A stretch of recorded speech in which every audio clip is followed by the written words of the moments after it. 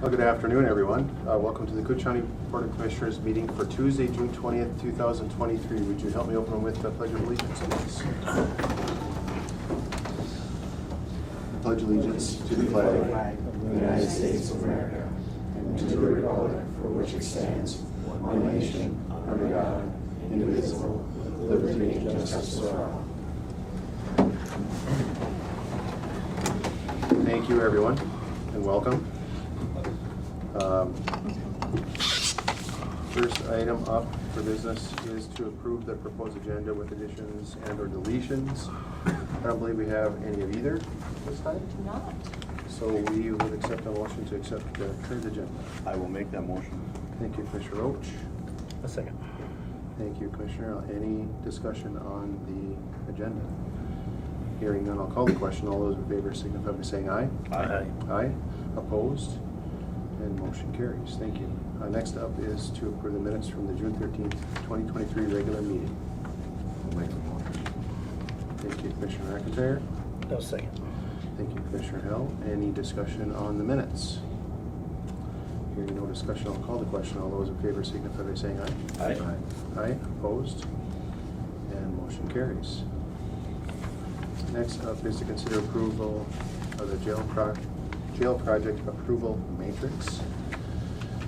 If you had just look at that, that kind of lays out kind of the order of how things will be looked at and taken care of depending on what it is and the amount of money it is. And we have some pre-approvals within the POC committee as it is, but obviously large changes would come back to this group here and be approved. So just kind of a formality to get this moved through. Is there any other discussion or details?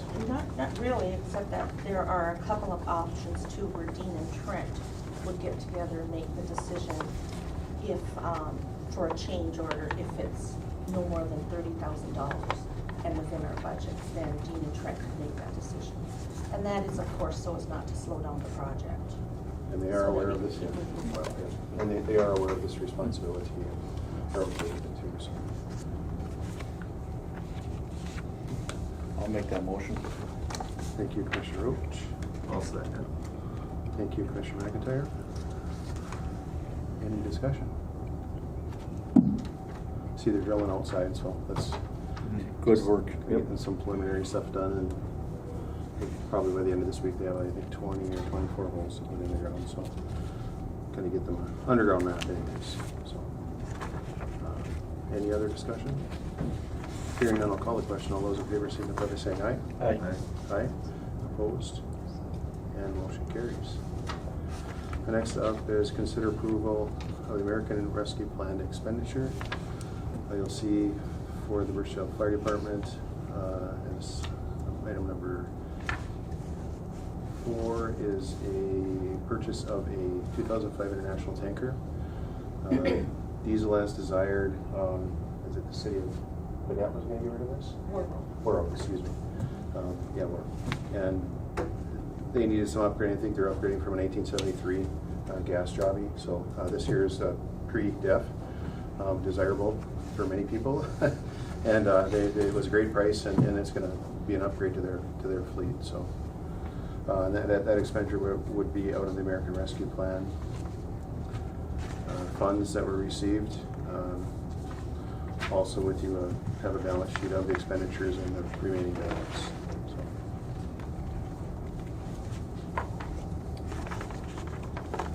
Anything else on this? Just that, according to the final ruling from ARP, which was effective April, I think, of 22, it definitely fits within the guidelines of what we can spend American Rescue Plan dollars on. So there's no worry about that. Because what we're doing is we have said we're going to go with the government plan where the government has lost X amount of dollars, and you can spend all of this on government services. And definitely the fire department is a government service. So we can for sure use this money to help them purchase that truck. Excellent. Thank you, Betsy. Wishes of the board. I'll make the motion. Thank you, Commissioner Hill. I'll second it. Thank you, Commissioner Roach. Any further discussion?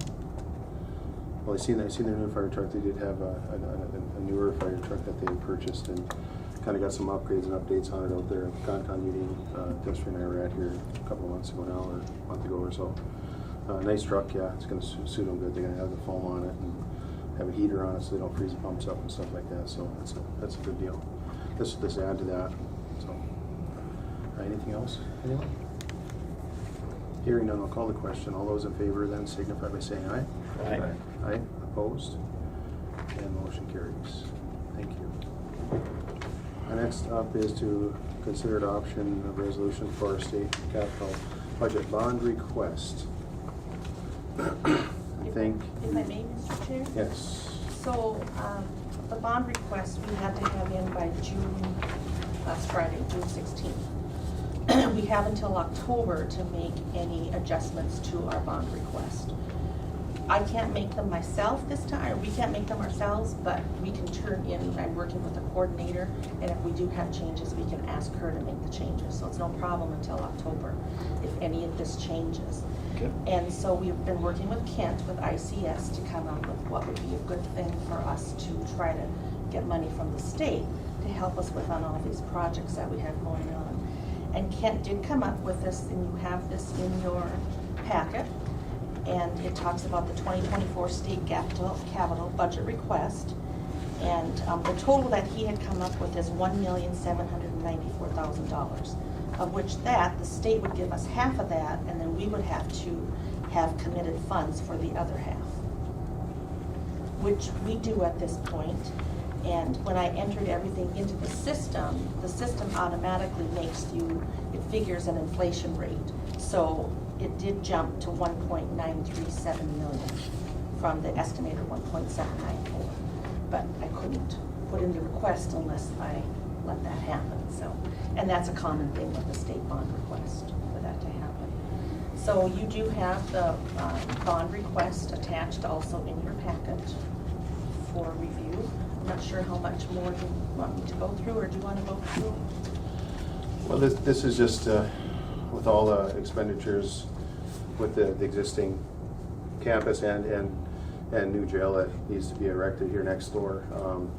We moved forward on committing funds to constructing a new jail facility, and also there's some needs that are in this campus that should be addressed as well.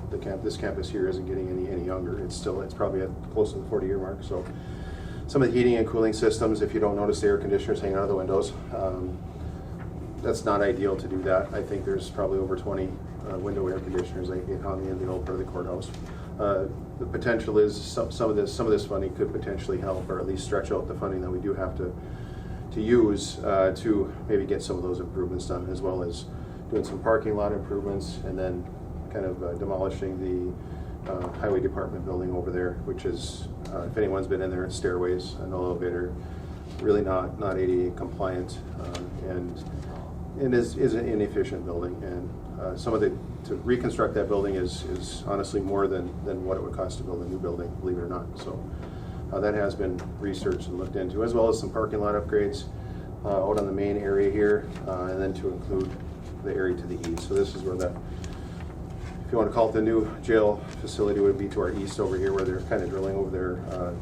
Would be a little bit to I want to call it the south of the existing memorial. So the memorial may or may not be removed, depending on how the construction people feel about leaving it in place and working around it. So, Mr. Chairman? yes.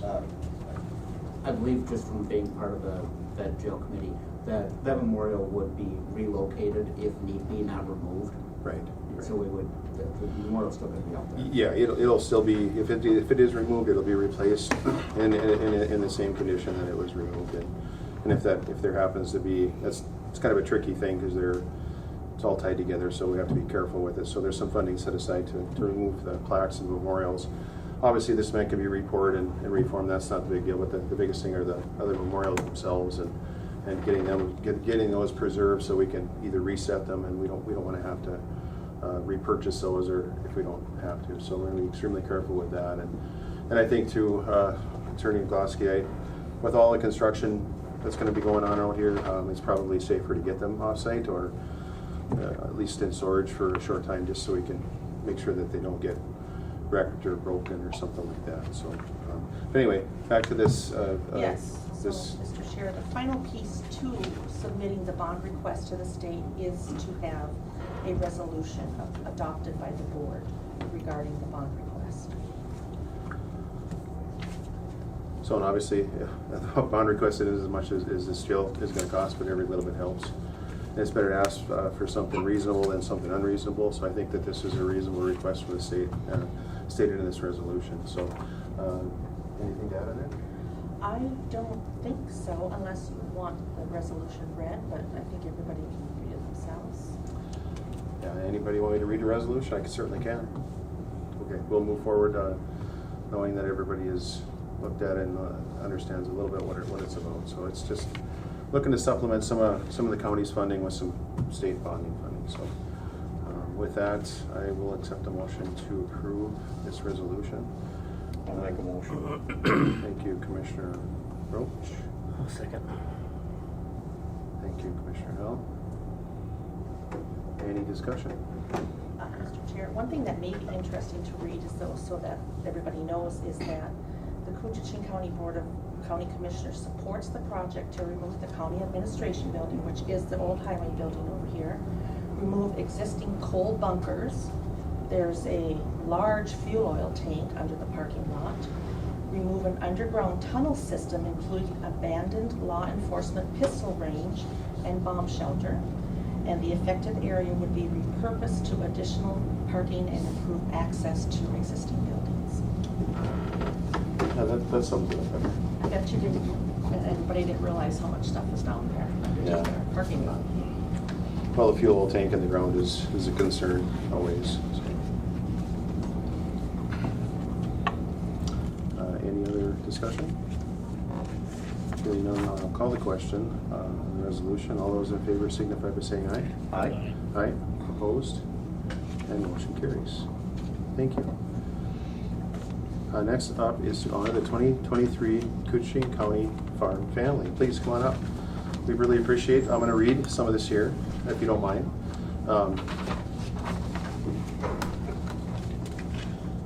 This out of Little Fork, Minnesota. Middle J Ranch in Little Fork has been named Koochiching County's 2023 Farm Family of the Year by University of Minnesota. Lori Manassa grew up spending time at her grandparents' farm, helping her dad and uncle produce hay for her and others' horses. When she met Brad Lucan 15 years ago, he didn't know much about farming. Would you agree to this? But it didn't take long for him to catch the farm bug. They started with some chickens and raised some pigs for fall butcher. Then a dear family friend gave their kids 2 bottle calves to raise, and they bought 6 bred Angus heifers.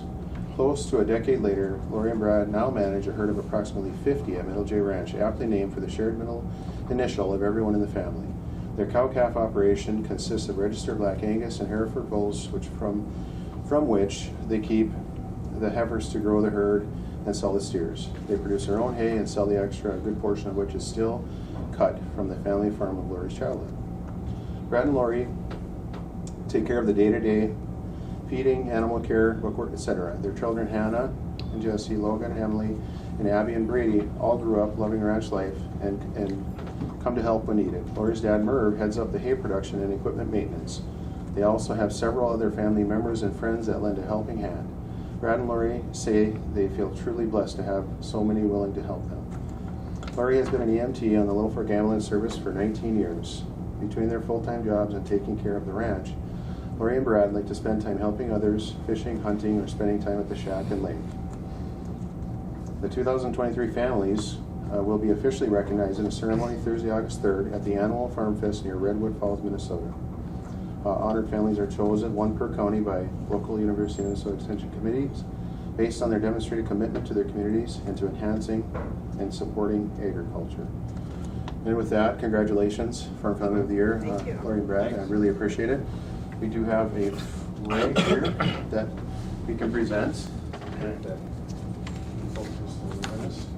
Yes, thank you. On behalf of Extension, I'm Jody Reller, and this is Doug Franshaw. And so I just want to say thank you for being farmers. It's not always easy, so congratulations. And so this is Hannah, and we have Jack and Donna, and Brad and Lori. So At this time, do we have any other business? Don't, I know it's weird. That's okay. We'll take that. We'll take it. We have another business. At this time, I'll ask for public comment. Is there anyone here or online for public comment?